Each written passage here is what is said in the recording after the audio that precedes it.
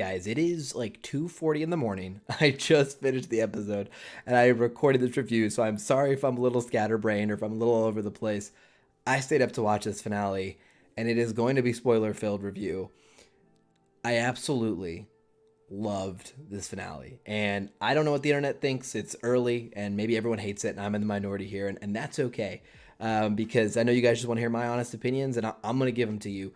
Obi-Wan, the series, the six-part series, was not a perfect show, but it was amazing to me. I had an absolute blast watching it. I think it is another phenomenal chapter in Star Wars, and as a prequel fan, it's one of the last times I might see these actors together, Hayden and Ewan on screen, and I think it was a really awesome send off one more time, and this time really appreciating it, not knowing what we lost at the end of Revenge of the Sith. I didn't fully appreciate the fact that I wouldn't get to see these actors in the same way again, and so I think this was a really really great finale.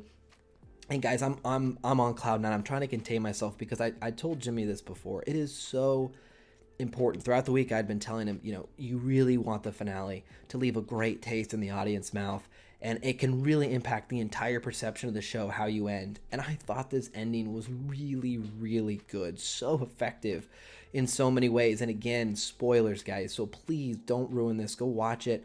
Go turn the music up full blast. Sit in a dark room or sit with your loved ones, your friends, your family, whoever you watch Star Wars with, and have a great time, because I think this episode is really, really good. The best of the show so far, and frankly, probably the best episode of a live-action Star Wars television show. To me, I thought it was phenomenal. And, guys, I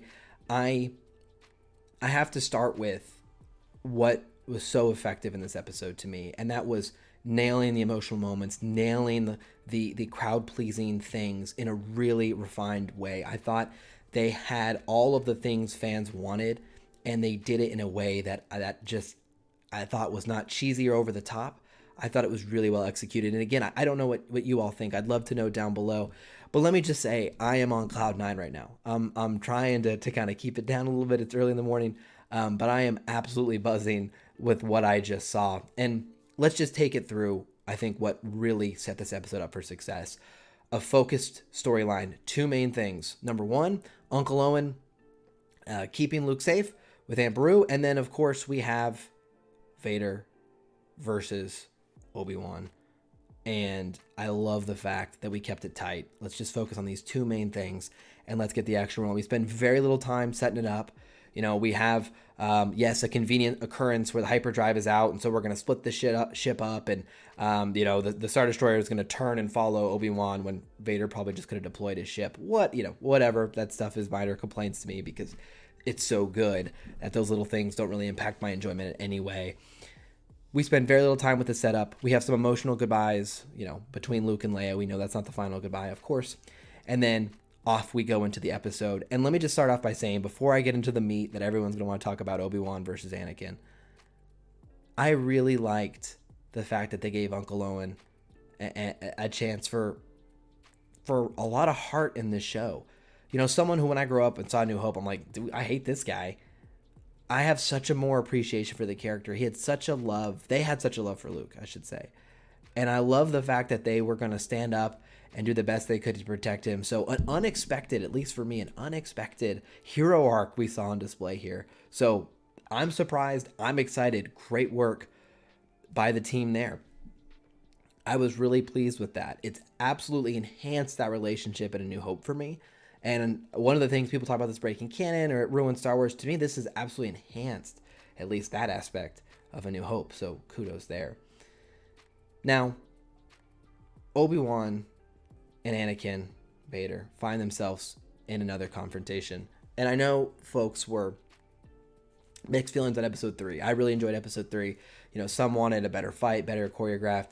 I thought this episode nailed this confrontation. I thought it was shot beautifully. I thought both characters had absolute times to shine with their force abilities and their techniques.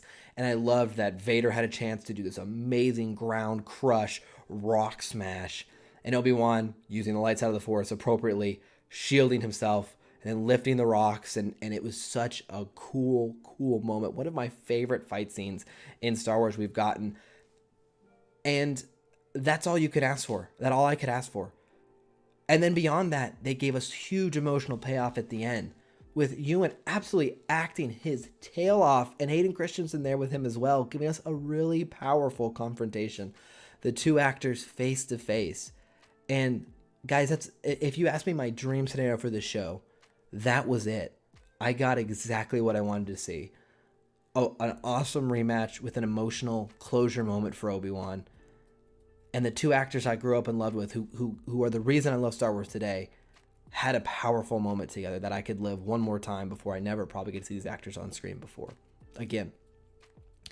And so that, to me, this whole show giving these two actors a chance to return, feel love from the fans, and I think get an awesome send-off, it enhances this for me.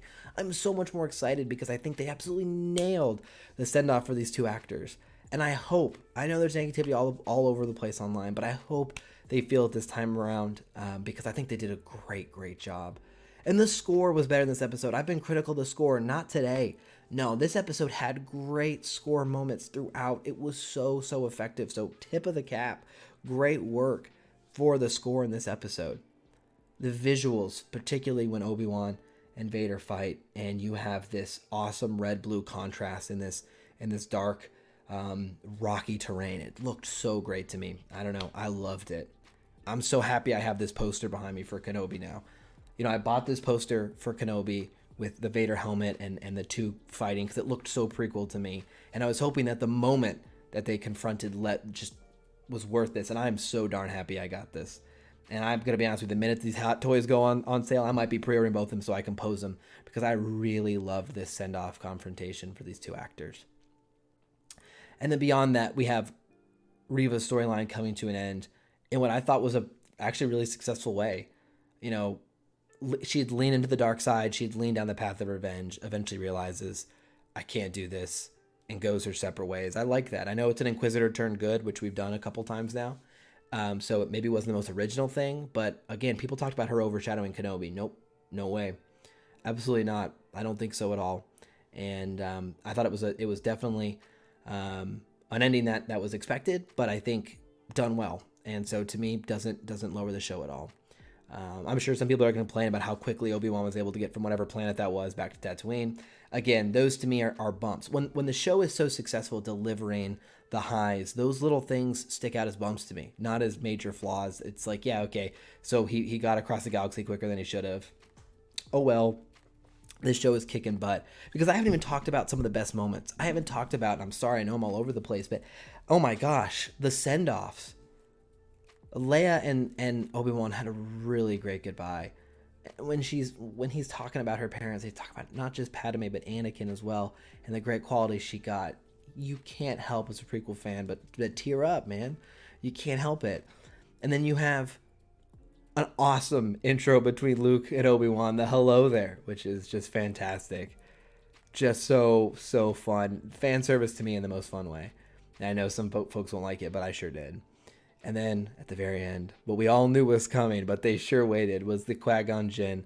I thought that was a perfect conversation between Obi-Wan and Qui-Gon. Qui-Gon Jinn reminding all of us why we've always wanted him as our masters, because he is just such an endearing, like Loden Greatstorm, if you guys were the High Republic. To me, it just is the absolute perfect personality. I loved this cameo. Not too much, just enough. And I love how the show ends with Obi-Wan having some closure, having this kind of new lease on life, and now focused on his most important mission of all, which is making sure Luke is ready for A New Hope. And overall, I think an extremely successful show. I'm trying to contain my excitement. I cannot wait to watch this episode when I get home from work with my wife. I am absolutely buzzing right now. I am so hyped. I don't know how I'm going to go to bed because I want to rewatch these moments. I want to live this in again. I know there's going to be a lot of fans who aren't pleased with this.